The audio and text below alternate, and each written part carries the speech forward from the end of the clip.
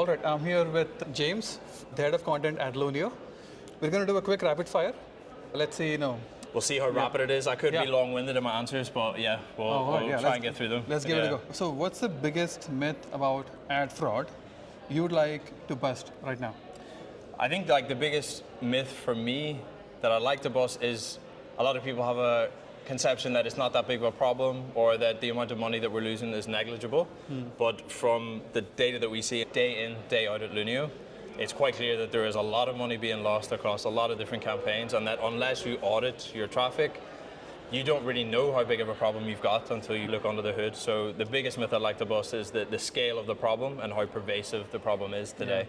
Yeah. All right, so that's where Optmyzr comes in. So what's the most surprising type of invalid traffic that you've seen in the wild?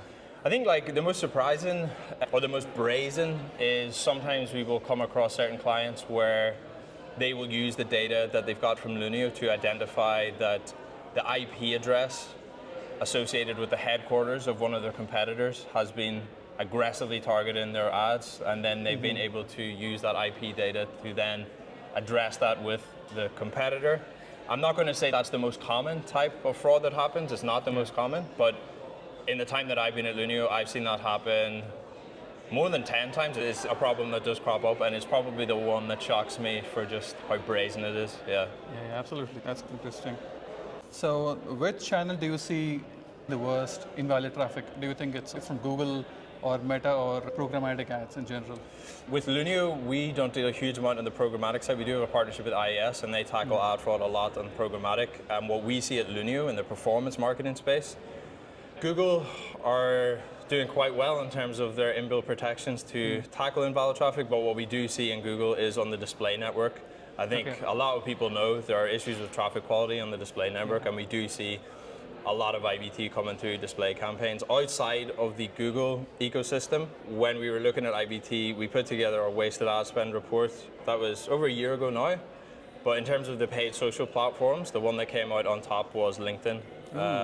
So LinkedIn ads, they are very expensive, and we run LinkedIn ads at Lunio. They do work. If you get your targeting right, they are going to work. But when we aggregated all that data and looked at all the customers who we protect at Lunio who are running LinkedIn campaigns with us, LinkedIn came out on top of all the social platforms for overall IVT rates. Interesting.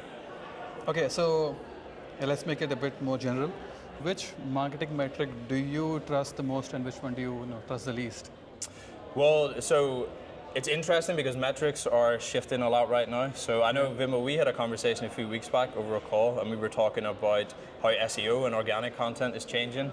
So obviously, being in content at Lunio, I'm in Search Console a lot. I'm looking at our click data or impression data, and I think a lot of people in the B2B space now are noticing the same thing, where clicks are going down month on month and impressions are starting to rise as a result of AI overviews and content appearing within those overviews. So basically, it was just really interesting for me to understand that, okay, we were generating a lot of clicks.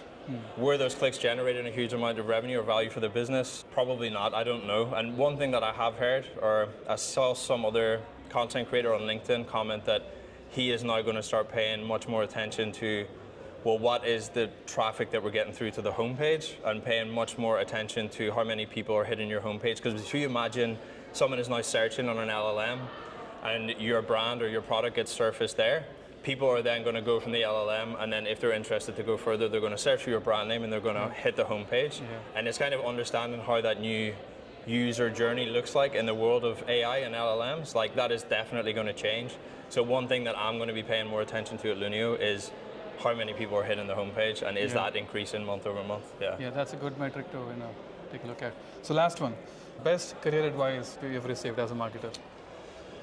Best career advice I've received as a marketer is to not be afraid to do more video content. Like a few years ago, I didn't do a lot of video content. I was very conscious about recording video content, but I think the way that marketing has gone now, it's becoming more and more important, especially for establishing trust, establishing familiarity, building your reputation and credibility as a brand. I think now does demand video content, which I wasn't super comfortable with. Like, I didn't really love getting in front of camera and presenting, but I'm very glad that I just stepped out of my comfort zone and did it. And like anything else, the more that you do it, the more that you present to camera, the easier it gets. So I don't know if anyone gave me that advice or if that was advice that I gave to myself, but that is the thing that I'm glad that I did, certainly in the past few years. Yeah. Exactly. Yeah, thanks a lot. Thanks, Vimal. Appreciate it.